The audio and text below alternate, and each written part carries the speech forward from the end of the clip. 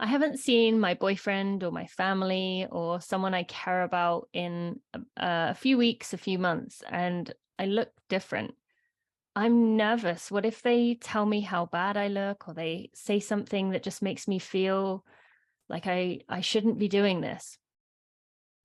Yeah. So what I'm hearing from you is that you feel that your body looks very different and people that you care about haven't seen you in a long time. So they might have a negative reaction to what you now look like. Mhm. Um, so my suggestion, if that's what's causing you a lot of stress, let's prepare for the worst case scenario. So one thing I would suggest is grab a piece of paper and something to write with, and let's actually sit through and prepare for worst case scenario. So I want you to think about, what are you fearful of hearing from your family or your friends, right? And if I hear this, this is how I then want to respond.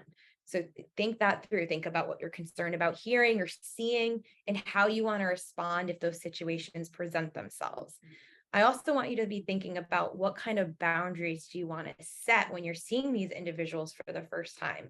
Maybe it's a boundary around, we're not going to talk about my body, or we're not going to talk about food, or think about what boundaries make sense for you to feel safe in this situation and how you might communicate those boundaries. And if those boundaries aren't respected, how do you then want to respond? An example might be, if someone says something about your body. I think there's this misconception is, even if it's positive, a positive thing about your Mhm. body, that you should Mhm. want to hear it, right? But that might Mhm. not be the case for you. So if someone has a positive thing to say about your body, you might respond to set your boundary of, hey, I really appreciate what you're saying. I know that's coming from a good place, but today I do not want to be talking about my body, right? Something like that. So think about how you want to communicate those boundaries, right? In that situation, let's also prepare for, when you're stressed, how do you want to take care of yourself? How do you want to be able to calm your system?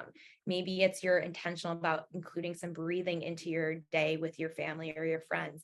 Maybe there's someone you're text messaging that's really supportive that you can text message throughout your time Mm. there.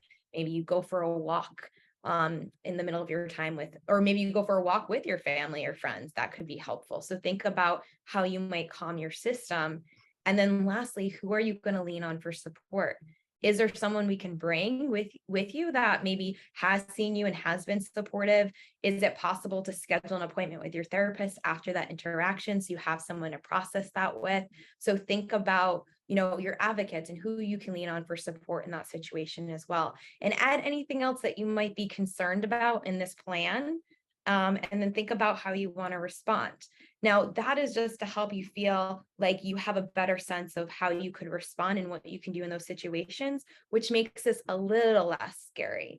But one Mhm. thing I will say and remind you of is that we're preparing for the worst case scenario.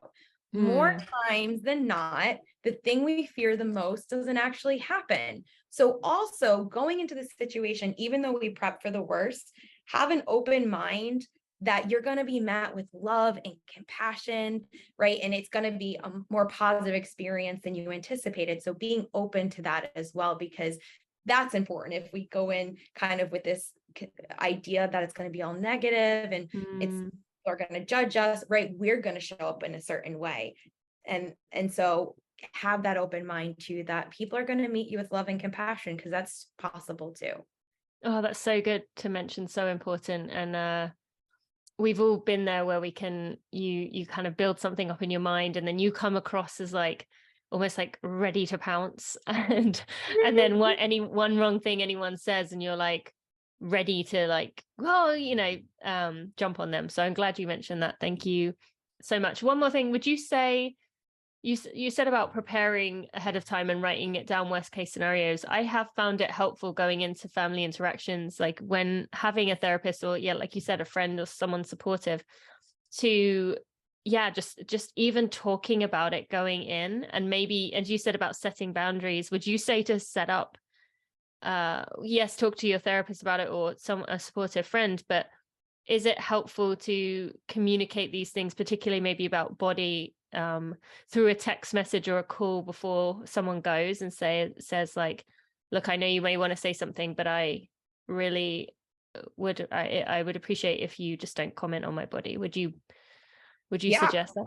Okay. Absolutely. If that feels safe for the person, then absolutely. If you can communicate that earlier, right? And remember that, especially with boundaries, it's not something we set once and then that's it. It's usually we're kind of constantly reminding people of our boundaries too. So yeah, the earlier on you can set that, have those conversations, even provide, it's not your job to educate everybody, but even giving some resources like, hey, here's a podcast that might be helpful, or again, leaning on your advocates. Maybe a friend can be better to assign to have those conversations. Maybe that feels more comfortable. But yeah, that's a great point. Okay, thank you.